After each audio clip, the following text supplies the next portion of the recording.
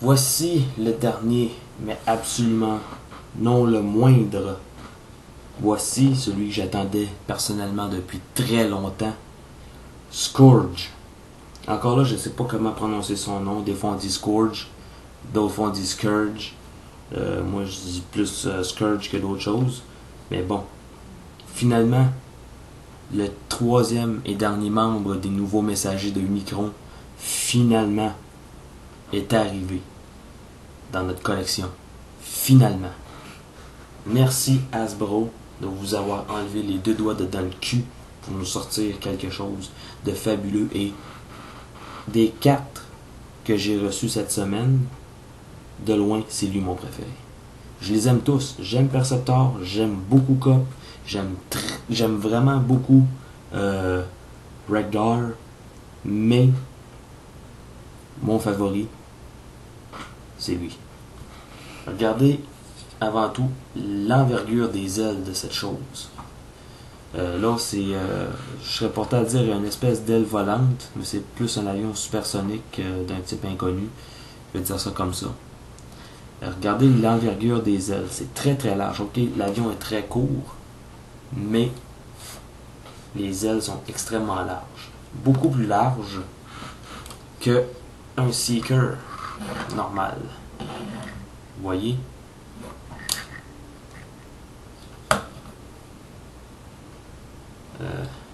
En faisant ça comme ça. Vous voyez l'espèce d'envergure. Il y a 1 pouce chaque côté qui dépasse des ailes. Bon, on s'entend que côté longueur, il y a vraiment un cockpit et un nez de plus.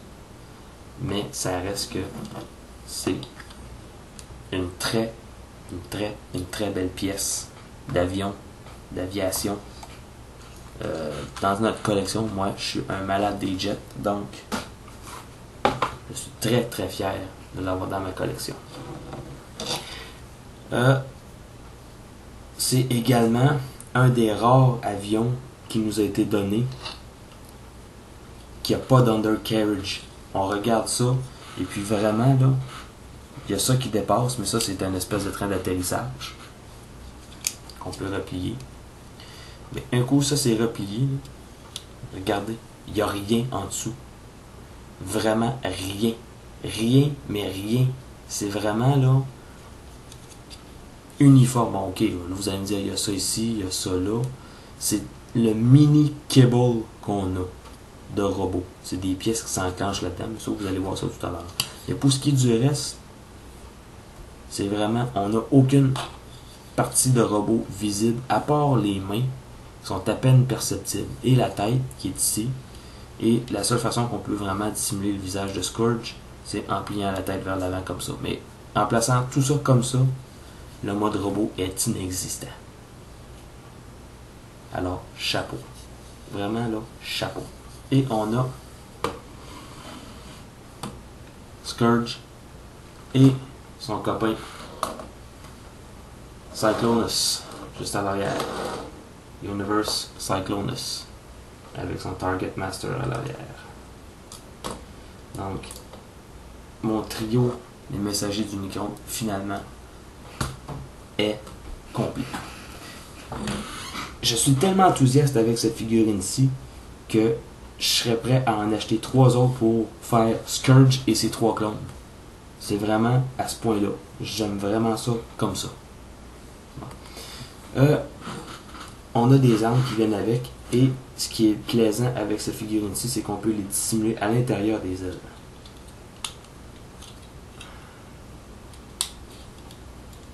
On va commencer par les détacher. Et on a cette arme-là. Et de l'autre côté, on a la deuxième partie de l'arme. Cette arme-ci, si on veut, on peut la clipper ici.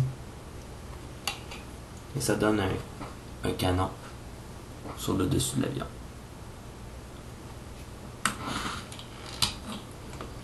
Ou on peut les clipper ensemble. Et ça fait un fusil à triple canon. De l'autre côté, la transformation simple mais efficace. Ça.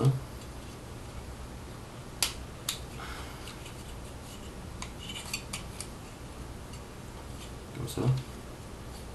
On peut détacher le panneau ici, le remonter vers le haut, mais avant tout, ce que je vais faire, c'est que je vais détacher cette partie ici et les détacher et les abaisser pour faire les jambes. On va abaisser cette partie ici. À l'arrière, on va prendre tout cet assemblage et le relever comme ça. Et le chest plate, on va appuyer dessus en écartant les bras. On va appuyer dessus. Le tout va se clipper en place. Ensuite, on va faire une rotation de 360 degrés.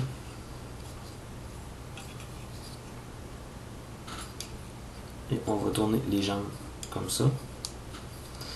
Ensuite, on va déclipper les pieds de cette façon. Et on a, pour tout de suite, on va laisser ça comme ça, les jambes. La partie la plus élaborée sur cette figurine-ci, c'est les bras. Parce qu'il y a plusieurs étapes. On va commencer par ouvrir ces parties ici. Ensuite, on va tourner vers l'extérieur ces parties-là. Et on va les tirer vers l'extérieur. Ensuite, on va les tourner vers le haut comme ça. On va les remplir vers l'intérieur. On va rabaisser comme ça. Retourner de même. Et en dessous, on a une pin qui fait sortir le point. Même chose de l'autre côté. Tourne. Repousse à l'intérieur. Retourne. Retourne encore. Pousse vers l'extérieur. Et voilà. C'est pratiquement fini. Là, ici, on a... Ça, j'ai découvert ça en jouant avec. On a plusieurs... On a 3 façons de positionner les ailes, ou plutôt 4. On peut les placer ainsi. Attendez un tout petit peu. J'essaie de ne pas fausser la donne. Non, c'est vraiment comme ça. On peut vraiment les placer comme ça, à angle vers l'extérieur comme ça. Ce qui fait un grand backpack. Ça, c'est pas ce que je vous montre là. C'est pas officiel, c'est quelque chose que j'ai pensé moi-même. OK? Ou, tout simplement, on les laisse comme ça. Il me semble que j'avais trouvé une meilleure façon quand même. Et voilà.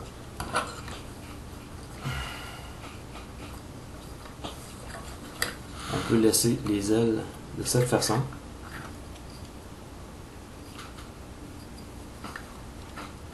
Encore là, ça donne un gros backpack.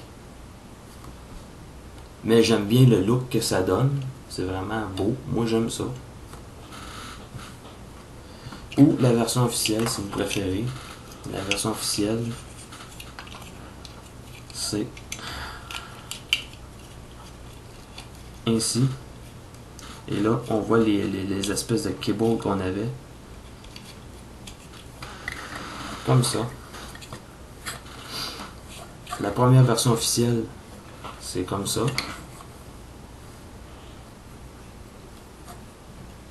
Là, je comprends pas pourquoi mon personnage n'est pas droit. Tout simplement. Bon, merci bien. On peut laisser comme ça. Ou replier comme ça.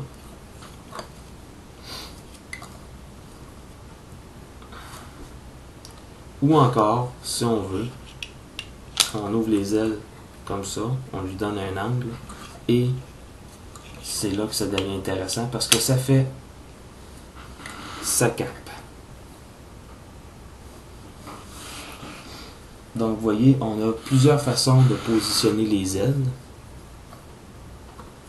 Plusieurs façons bien intéressantes de positionner les ailes. Ce qui fait que on peut, en ayant plusieurs Scourge, on peut utiliser chacune des manières que je vous ai montrées pour les ailes, le positionnement et tout.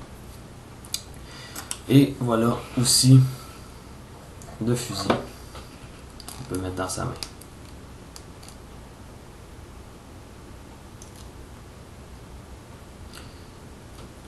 Le tout tient quand même assez bien. Pour ce qui est de la tête, très représentatif de ce qu'on voit dans le comic. Encore là, chapeau. Cette fois-ci, les moustaches et la barbichette sont moulées en métal, en plastique rigide. Donc aucun danger de les briser. Amplitude de mouvement. La tête est sur un ball joint, va de gauche à droite, de bas en haut. Les bras peuvent tourner à 360 degrés en faisant attention. Et avec l'articulation qu'il y a ici, on peut donner vers le haut ou vers le bas. On a une articulation au niveau du coude qui peut tourner à 360 degrés et plier. Et les mains tournent au niveau du poignet à 360 degrés.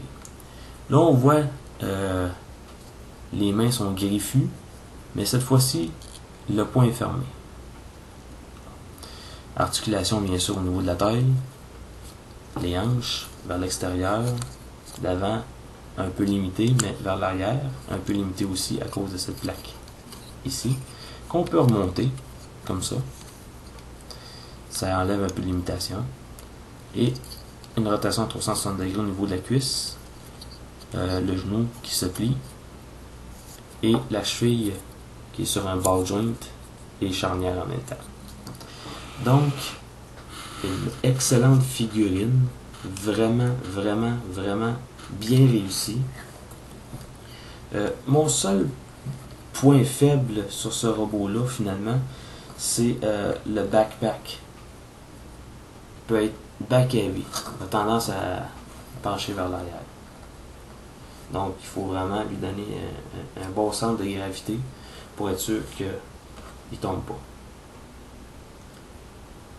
Pour ce qui est du reste, une autre chose que j'ai oublié de vous montrer, avec ce fusil ici, on a un clip pour clipper sur l'autre fusil, mais on peut également faire pivoter cette pièce comme ça.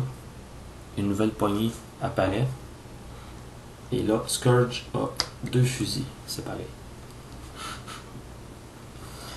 Mon deuxième point faible pour cette figurine-ci, c'est la facilité avec laquelle les ball joints au niveau des hanches peut devenir facilement lousse. Mais on a quand même un remède contre ça que je vais appliquer très bientôt. Et voilà. Scourge. À côté de son personnage d'origine, Thundercracker. Thundercracker regarde Scourge et se demande comment j'ai fait pour tomber comme ça. Moi, un homme, ou plutôt un soldat, plein de pitié pour les humains, je suis devenu un monstre. Et quel monstre! Un monstre qui vole la matrice et qui se retrouve transformé, difformé par lui. Donc, vraiment, très heureux d'avoir cette figure-là dans ma collection. Et pour finir, avant de finir, la biographie, qui dit grosso modo, très peu est connu sur les origines du chasseur immensément puissant connu sous le nom de Scourge. Il parle rarement et ne révèle jamais ses secrets. Ceux qui le rencontrent, peu d'entre eux survivent pour raconter l'histoire. Souvent, il descend sur ses cibles du ciel, les ravage et ravage tous ceux qui s'opposent à lui, puis disparaît dans les ténèbres de l'espace. Donc assez sombre comme biographie. Et finalement, pour finir, une photo de famille avec Generation Galvatron et Battle in Space Cyclonus. Donc, on a notre trio infernal finalement réunis ensemble. Je vous remercie de votre attention, je vous remercie de votre écoute, de votre patience surtout. J'espère que mes revues vous auront plu. Et j'attends vos commentaires sur ces figurines et sur les revues. À la prochaine pour une autre revue.